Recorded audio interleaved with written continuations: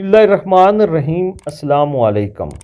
زینب T V کے ناظرین، آج کے درس حدیث میں خوش آمدید۔ ناظرین اکرام، آج کے درس حدیث کا موضوع ہے دو فرشتے۔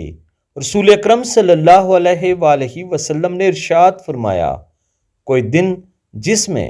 بندہ صبح کرتے ہیں مگر اس میں آسمان سے دو فرشتے اترتے ہیں، ان میں سے ایک کہتا ہے اے اللہ خرچ کرنے والے کو بہترین بدل عطا فرما، اور دوسرا کہتا ہے اے اللہ روکنے والے کا مال تلف کر دے۔ ناظرین اکرام، مفہوم حدیث یہ ہے کہ رسول اکرم صلی اللہ علیہ وآلہ وسلم نے ارشاد فرمایا ہے کہ ہر روز صبح کو دو فرشتے آسمان سے اترتے ہیں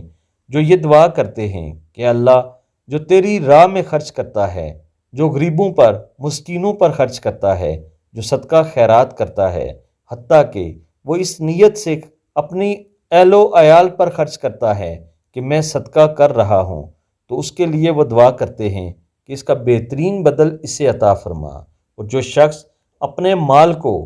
کنجوسی کرتا ہے، روک لیتا ہے، صدقہ خیرات نہیں کرتا، اپنے اہل و عیال پر بھی خرچ نہیں کرتا، حتیٰ کہ اپنے آپ پر بھی خرچ نہیں کرتا، یعنی کہ بہت بڑا کنجوس ہے، تو اس کے لیے وہ فرشتے دعا کرتے ہیں اے اللہ اس کا مال تلف کر دے۔